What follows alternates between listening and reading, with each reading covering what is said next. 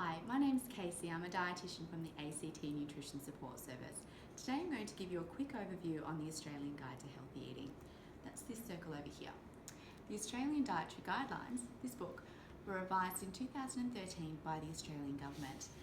And the Australian Guide to Healthy Eating is the visual representation of the dietary guidelines. What it shows us is the 5 food groups that we should be consuming from each day for good health. And you can see that they're broken down into different sized portions on the plate.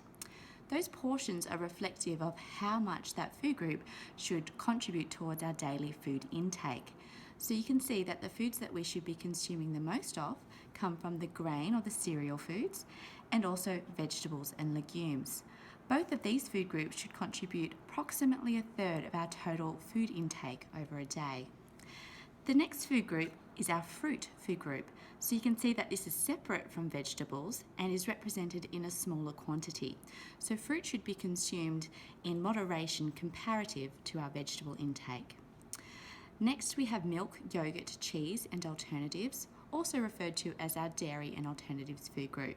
Again, really nutritious foods here that need to be consumed in smaller quantities than vegetables and grains.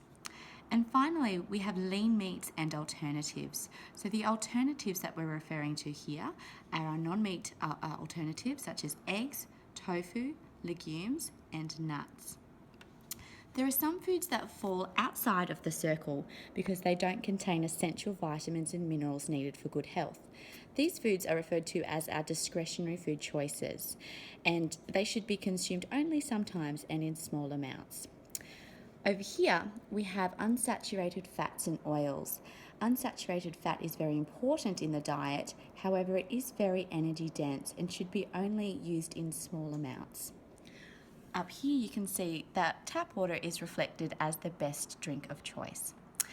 So that's a quick overview on the Australian Guide to Healthy Eating.